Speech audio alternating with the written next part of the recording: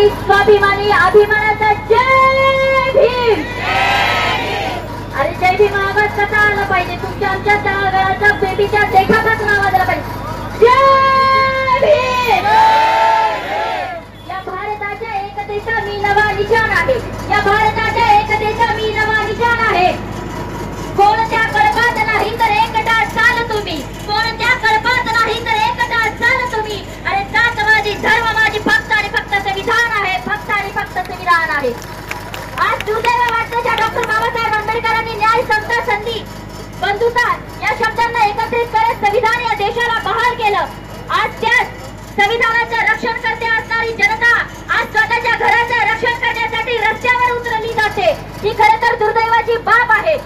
माझं एक सांगणं आहे, छत्रपती संभाजीनगर मधल्या आजी माजी सर्व त्या नेत्यांना, ज्या गोरगरीब जनतेने तुम्हाला गल्ली पासून ते दिल्ली पर्यंतची खुर्ची दिली, आज जर का आमच्या घरावर पाडण्याची वेळ जर का तुम्ही आमच्यावरती आणत असाल, आम्हाला जर का बेघर करत असाल, तर एक तुम्हाला या रस्त्यावरती तर फिरू दिलं जाणार नाही, तुम्हाला नागडा करून मारल्याशिवाय आम्ही शांत राहणार नाही। कारण की कायद्याचं पालन आम्ही तंतोतंत करतो। ज्या पद्धतीने आम्हाला नोटिसा दिल्या, आम्हाला सांगितलं गेलं की तुम्ही अनधिकृतपणे, हा खरा प्रश्न आहे आणि त्यामुळे हा जी श्रीकांत फक्त दिसायला आहे, याच्या पाठीमागे जे काही मस्तक आहे त्या मस्तकाला आपल्याला मुकाबला करावा लागणार आहे। आणि त्यामुळे या पाठीमागे जे कोणी आहेत त्यांना आज इशारा देऊ आपण इच्छितो की कारण आज आम्ही रस्त्यावर उतरलेलो, हे स्वप्न दाखवतात ते सगळ्यांना घरं देऊ। अरे घरं 2022 पर्यंत देणार होतं, बेघर करायचा वादा नव्हता मोदीचा।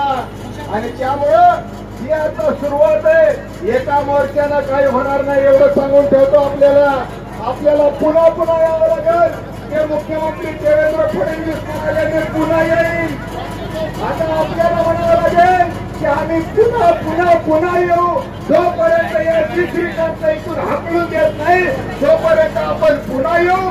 तोपर्यंत डीपी प्लॅन रद्द होत नाही, तोपर्यंत पुन्हा येऊ। तोपर्यंत ज्यांची घरं पाडली, ज्यांची घरं परत बांधून देत नाही, तोपर्यंत पुन्हा येऊ। जय भीम। या ठिकाणी वक्ते खूप आहेत आणि वेळ कमी आहे। या ठिकाणी रिपब्लिकन सेनेचे पदाधिकाऱ्यांनी या ठिकाणी पूर्ण पक्षाने आपल्याला पाठिंबा दिला होता। रिपब्लिकन सेनेचे सुनीलजी वाकेकर सर यांना विनंती करतो की आपण स्टेजवर यावं, या ठिकाणी 2 शब्दात आपलं मार्गदर्शन व्यक्त करावं। सिद्धोबा भाऊ मोरे, मिलिंद भाऊ बनसोडे, सचिन भाऊ शिंगाडे या ठिकाणी वंचित बहुजन आघाडी संदेश दिला होता, शिका, संघटित व्हा आणि संघर्ष करा। गेल्या दीड महिन्यापासून शहरामध्ये घरं तोडणं चालू आहे, अत्याचार सुरू आहे, 5200 घरं पाडली गेली, परंतु कोणीही रस्त्यावर आलं नाही। सर्वात अगोदर आपण सगळे रस्त्यावर आलो आणि त्या मालकीनीचं विश्वोद्ध्वस्त केलं, भाडखावलं, याचं मी जाहीर निषेध करतो। जय भीम, जय महाराष्ट्र। यानंतर मित्रांनो, सगळ्यात पहिले जर याचा बुलडोजर कोणावर चालला असेल तर या आमच्या माता भगिनी बसलेल्या आहे।